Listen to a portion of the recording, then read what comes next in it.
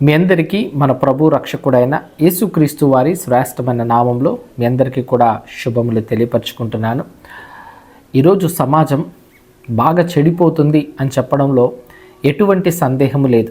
మరి ముఖ్యంగా యువత సినిమాలు ఎక్కువగా చూడడం వల్ల ఎక్కువ ప్రభావితం చెంది ఆ సినిమాలో నటుడు ఏ విధంగా యాక్ట్ చేస్తున్నారో అదే యాటిట్యూడ్ని క్యారీ చేస్తూ ఈరోజు చాలామంది ఆ విధంగా ఆ ప్రవర్తనతో జీవిస్తున్నారు.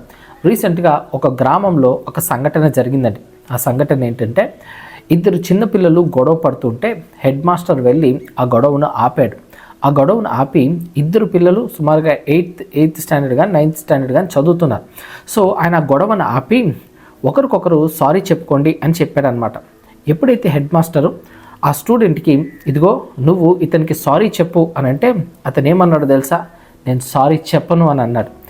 ఎందుకు అనంటే, నేను ఫ్లవర్ కాదు ఫైర్, నేను పుష్పాన్ని, నేను అసలు తగ్గేదే లేదు అని ఇలాంటి ఒక డైలాగు కొట్టాడండి. మాస్టర్కి అది కోపం వచ్చింది. నీ వయసు ఎంత, నువ్వు మాట్లాడే మాటలు ఎంత, సారీ చెప్పరా అని అంటే దానికి ఇలా అంతా నువ్వు మాట్లాడతావనంటే నేను సారీ చెప్పను, ఏం చేసుకుంటావో చేసుకో అన్నట్టుగా కోపంగా ఆవేశంగా ఆ పిల్లోడు మాట్లాడాడండి. దానికి మాస్టర్కి కోపం వచ్చి కొట్టడానికి వెళ్తే మాస్టర్ని కొట్టాడండి. ఆ బాబు మాస్టర్ని కొట్టి నేను ఎవరికి సారీ చెప్పను, నేను ఇలాగే ఉంటాను అని ఆ దుడుసు ప్రవర్తనతో అక్కడి నుంచి వెళ్ళిపోయాడు. ఇప్పుడు ఆ హెడ్ మాస్టర్స్ ఏమంటున్నారు తెలుసా? మాట్లాడారు, సినిమాలకు ఎందుకు మీకు పర్మిషన్ ఇస్తున్నారు? ఆ పుష్ప సినిమా చూసి నా స్కూల్లో సగం మంది పిల్లలు చెడిపోయినారు. ఇప్పుడు ఇంగ్లీష్లో మాట్లాడింది చూడండి, మా అమ్మాయి యూసుఫ్ కూడా, అంత నాలెడ్జ్ఫుల్ పిల్లలు నా దగ్గర ఉన్నారు. యూసుఫ్ కూడా హై స్కూల్ హెచ్ఎం అండి నేను. ఓకే, అంత మంచి పిల్లలని జెమ్స్ లాగా తయారు చేయాలని నాకు ఉంది, కానీ ఈ మీడియా చెడగొడుతుందే. చూడండి, సినిమాలు చూడడం వల్ల ఎంత దారుణంగా యువత చెడిపోతుందో. సినిమాలు చూడడం వల్ల కొన్ని బిహేవియర్ చేంజెస్ జరుగుతుందండి. అవేంటో చెప్తాను, జాగ్రత్తగా వినండి. సోషల్ బిహేవియర్ అంటే మనుషులతో ఎలా మూవ్ అవ్వాలో, ఎప్పుడైతే వీళ్ళు ఒక మూవీని చూసి ఆ మూవీలో ఉన్న క్యారెక్టర్ని వీళ్ళు అడాప్ట్ చేసుకుంటారో, లేకపోతే ఆ క్యారెక్టర్ నచ్చి ఆ యాటిట్యూడ్ని వీళ్ళు కూడా కలిగి ఉండేటట్టుగా ఎప్పుడైతే ఆ ఇంపాక్ట్ వాళ్ళ మనసులో క్రియేట్ అవుతుందో, అప్పటి నుంచి వాళ్ళు ఏం చేస్తారంటే వాళ్ళలాగానే ప్రవర్తించడం, ఏదైనా సిచ్యువేషన్ వచ్చినప్పుడు వాళ్ళలా హ్యాండిల్ చేయాలి అని అనుకోవడం, ఇటువంటి పరిస్థితులు ఎక్కువగా జరుగుతుంటుంది. సో దీన్నే సోషల్ బిహేవియర్ అని అంటారు. అంటే ఒక దానిని చూసి దాన్ని వాళ్ళు అడాప్ట్ చేసుకుని ఆ విధంగా ప్రవర్తించడం. కానీ ఇది ఎంత దారుణానికి దారితీస్తుందంటే సినిమాల ప్రభావితం. సినిమాలో హీరో గనక మందు తాగితే దాన్ని చూసి యువత కూడా ఈరోజు మందు తాగడం కూడా ఒక ట్రెండ్గా ఫీల్ అవుతూ అదొక ఫ్యాషన్గా ఫీల్ అవుతున్నారు. సినిమా హీరో గనక స్మోక్ చేస్తే వీళ్ళు కూడా స్మోక్ చేయడం లాంటివి చేస్తున్నారు. ముఖ్యంగా పుష్ప సినిమాలో నటుడు గుట్కాలు వేసుకొని నములుతూ మాట్లాడుతుంటే ఈరోజు యువత చిన్న చిన్న పిల్లలండి, వాళ్ళు కూడా గుట్కాలు వేసుకొని మాట్లాడుతున్నారు. ఏంటంటే మా హీరో చేశాడు కాబట్టి మేము కూడా చేయాలి అని. అంటే చూడండి, హీరో చెడిపోయే విధంగా ఏది చూపించినా దాన్ని తొందరగా సమాజం తీసుకుంటుంది. కాబట్టి ఇలాంటి విషయంలో చాలా చాలా జాగ్రత్తలు తీసుకోవాలి.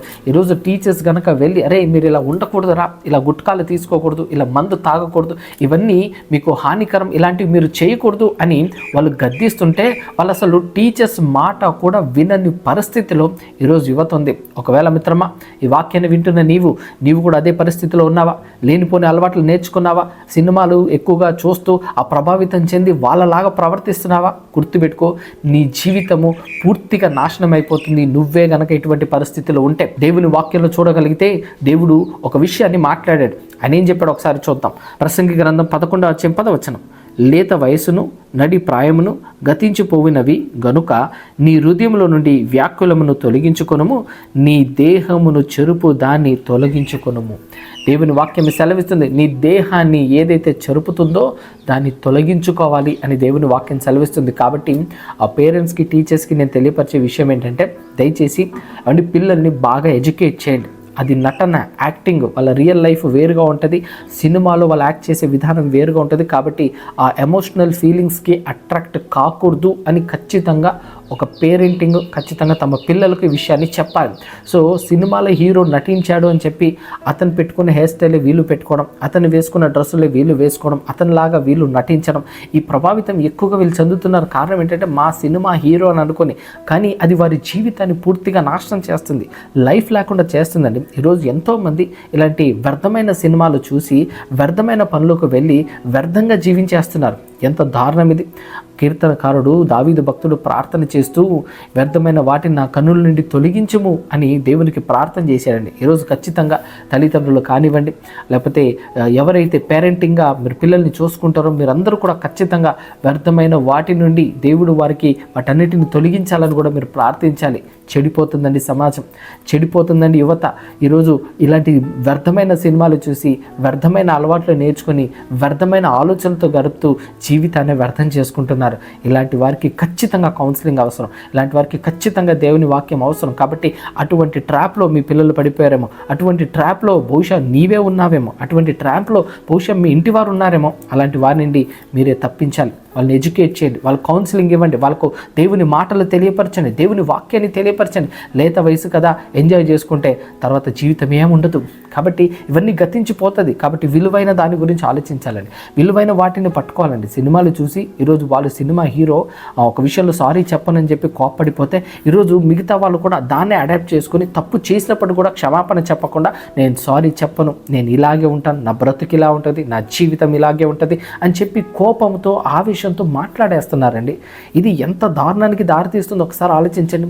కోపం చాలా ప్రమాదం అండి. కోపంలో నానా రకాల తప్పులు మనం చేసే అవకాశం ఉంది, ఎన్నో వివిధములైన తప్పులు చేయడానికి అవకాశం ఉంది. కాబట్టి కోపం కూడా చాలా ప్రమాదం. బైబిల్ ఏం చెప్పిందో తెలుసా? 37వ కీర్తన 8వ వచనంలో కోపం మానము, ఆగ్రహము విడిచిపెట్టుము, వ్యసన పడకము, అది కీడుకే కారణం. చూడండి, కోపము మానాలి, లేకపోతే అది కీడుకి దారితీస్తుంది, కీడు నీ నెత్తి మీదకి తీసుకొస్తుంది. కాబట్టి జాగ్రత్త పడండి. మీ విలువైన జీవితాన్ని ఎందుకండి పాడు చేసుకుంటారు? ఎందుకంటే అద్భుతమైన జీవితాన్ని దేవుడు మీకు ఇచ్చుంటే ఆ జీవితాన్ని ఎందుకు వ్యర్థమైన వాటి కోసం పాడు చేసుకుంటారు? వ్యర్థమైన వారిన హీరోగా ఊహించుకుంటున్నా వాళ్ళందరూ యాక్టింగ్లు చేసి సినిమాలో డబ్బులు సంపాదించుకోవడానికి వాటిని చేస్తున్నారు. కానీ రియల్ హీరో యేసు ప్రభువే. ఆయన క్యారెక్టర్ని చూడు, ఆయన పరిశుద్ధతను చూడు, ఆయన ఔన్నత్యాన్ని చూడు, ఆయన కీర్తిని చూడు. ఆయనలా బ్రతుకు, అది బ్రతకడం అంటే. ఆయనలా జీవించు, అది జీవించడం అంటే. ఈ లోకంలో ఎవరు శాశ్వతం కాదు. కాబట్టి బ్రతికితే క్రీస్తు వలె బ్రతికి మరణించాలి. అది ఉన్నతమైన మహాలోకాన్ని మనకి ఇస్తుంది. కానీ ఇలా వ్యర్థమైన వాటి కోసం, వ్యర్థమైన వాటిని అనుసరించి వ్యర్థంగా గడిపేస్తే జీవితం వ్యర్థమైపోతుంది. కాబట్టి విలువైన జీవితం పాడు చేసుకోకుండా ప్రభు కొరకు బ్రతుకుతూ ప్రభు కొరకు జీవించండి.